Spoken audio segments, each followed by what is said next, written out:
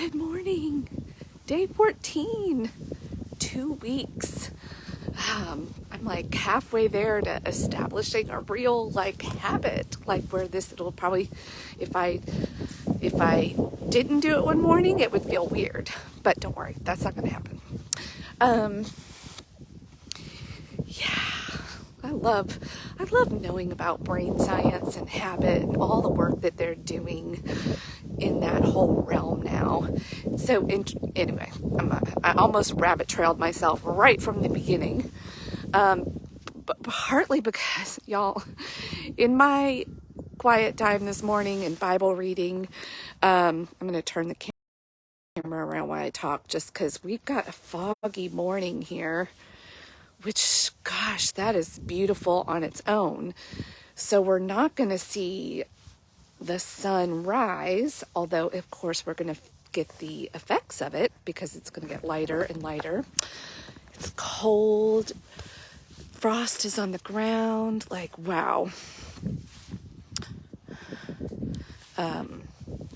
One thing about living in Kentucky that's kind of neat for me is, I always had this fascination with Ireland and Scotland when I was young. And I studied Stonehenge when I was young. I know, who does that? I wanted to be an archaeologist. Just a little side note about me. That's what I was going to do. So it's probably what I'll do in retirement is find some dig to join, local dig, because there's archaeology everywhere and anthropology and anyway, fascinating to me. So, but for now, I am doing what I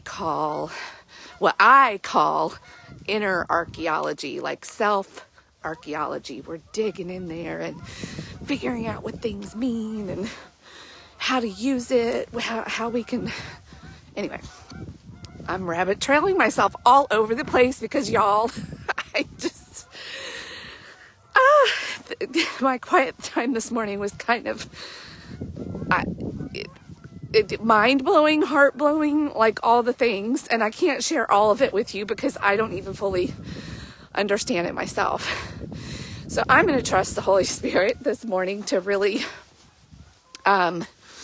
speak about some things that I do feel kind of prepared to. Anyway, continuing on in Exodus this morning, chapters 22 through 24, we continue sort of laying out laws and how decisions and judgments are to be made in the court system. And a couple of different times there's references to foreigners. Be kind to foreigners. Don't oppress them, because you know what it's like to be a foreigner in a foreign land. Oh boy, does that resonate with me. I have moved around my whole life, and I have really struggled with that. And I've spent half of my adult life compartmentalizing and pretending that I didn't struggle with it. It didn't bother me. I was fine. And,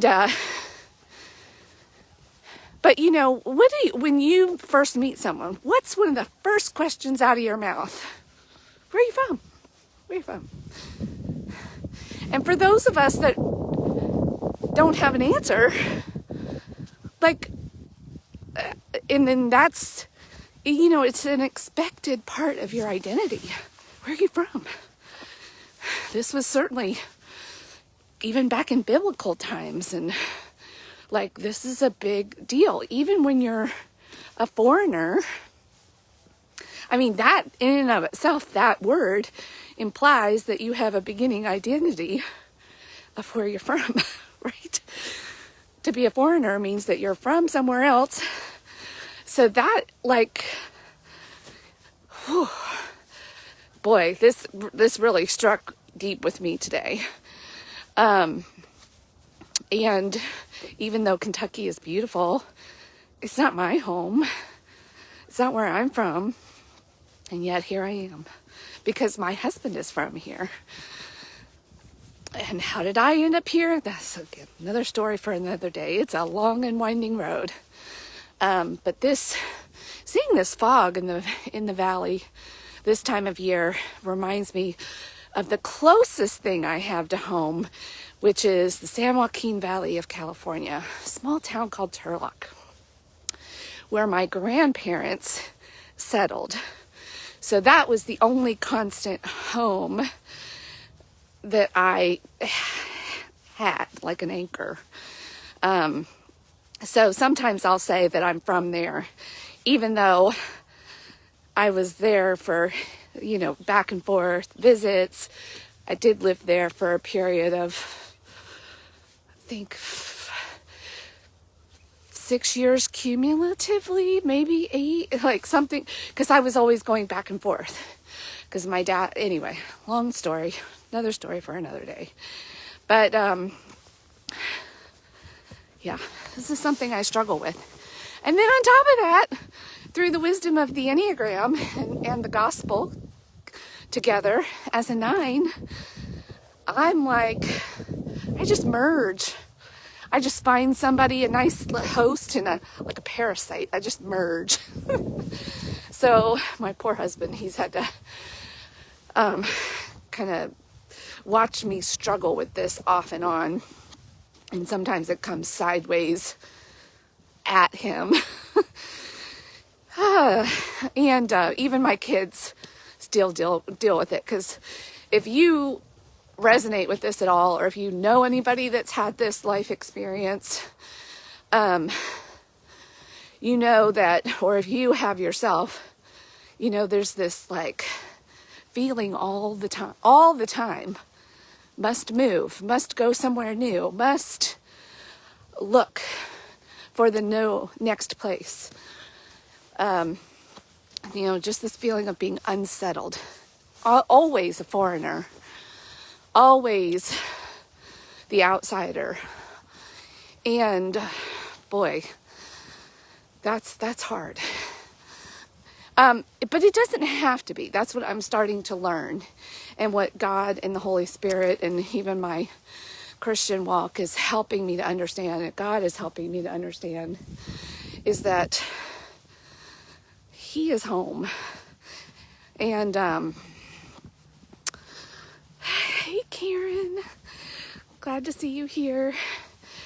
Thanks for joining me on my walk. Karen probably knows where I am. So this is something that I still wrestle with, and part of another passage in Exodus that I read this morning was, it was not completely related to the decrees and the laws that he was explaining, but he was also reassuring them that they would go to their promised land, but that he was going to do it slowly to give them time to grow. And so that was an important message for me to hear this morning. And I hope that you will too. I titled this, All Are Welcome. So we all need to treat each other, especially when we have a strong identity and a strong connection to a home, to a place, that you make sure that everybody that you come into contact with feel that they are welcome. That's so important. So many of us, we just don't know where we belong. And when I run into people that welcome me, that gives me permission to relax a little bit. And I do. But when you're a foreigner, this is part of the other thing that came. And when you're the one that's the outsider, you don't walk in and sort of try to change the rules where you are. You respect how things are done there. You try to kind of blend in, do things as they do. And then trying to really still be fully yourself. And then the people that are there and welcoming a foreigner in, they also can, be curious and learn what this foreigner might have to offer, and see them as a valuable part of their community without taking on their foreignness and still staying strong in their identity. Like, that's bi-directional. And that was, I don't know fully what the Lord is doing with that message in my heart yet, but it was something that sort of just struck me. So I know I'm kind of all over the place this morning because I'm still just wrestling with this. But my heart, and you can see I started to get a little bit emotional there. There's still a lot there to unpack and deal with. And even as beautiful as this place is, I know I keep sharing it with you all, and I've had a lot of people comment in the various communities that I'm in and where I'm sharing this message with, how beautiful it is here. And I'm like, and half the time I'm so focused on going to the next place or being here or being there or what it would be like to go here and there that I miss out on the beauty. So that's been the other gift of this little adventure that God has me on with getting up early and kind of processing out loud is, a real appreciation and a patience with the unfolding, and appreciating where I am, wherever that is. That's like on every day I write down like a list of kind of things that I'm working on, like sort of my 5-year plan of things to keep. And I do that every day. And one of them, because I do struggle with this, a feeling of always being an outsider and not belonging anywhere, that I can be happy. I am happy wherever I am, where I am and wherever I am. And trying to really accept the fact that for whatever reason, God, there are some of us on this planet that God doesn't allow. I don't think he makes things happen. It's a tricky thing. I think he allows things to happen that don't have a home. And when you're home, so here's the other thing that I've come into contact with a lot of people that grew up military style, because that's like my simple explanation. Yeah, I grew up military style, because that's the closest analogy I have. But often military families are very good at creating a home wherever they are. Can be a very stable upbringing, even in the moving, because you've got stable parents, you've got a unit that anchor and secure the children. I didn't get that. I didn't. And it wasn't due to military or anything else. It was due to a hot mess of parents and my father especially, that always thought that the solution to whatever he was dealing with was over there. And that is part of the generational cycle that I kind of want to break.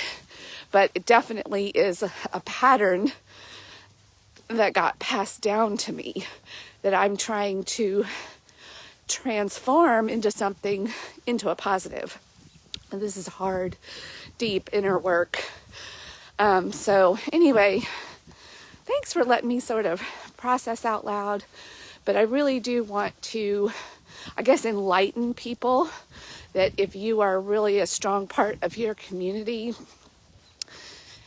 and even if you have the experience that I am and you feel part of a community now, because now we do a lot of things online, that you have a culture of welcoming people. Like when you run into people, do they feel welcome in your presence? Do you have a welcoming spirit wherever you go? Because it can make all the difference to somebody else. And you just don't know what people are struggling with. And boy, in today's world, there's so many that are hurting, and even people that are struggling, and that because of COVID and everything that we're dealing with at the time that I'm recording this. We're in the middle still of COVID, and how that's impacting people's ability to even want to gather together and help in a hands-on way. It's just kind of heartbreaking that how the extra challenges that we have. But that's all they are. They're challenges. They're not barriers. So how can we think creatively and pray? Because God is not limited by time and space and all of the dimensions that we are. So, I don't know. Pray today. Think, how can you be welcoming in your world today? I'm going to really think about that as well. All right. It's going to be a beautiful day, and we're going to get snow this weekend, maybe. So maybe I'll have another frosty couple of posts and pictures this weekend. All right. Bye for now.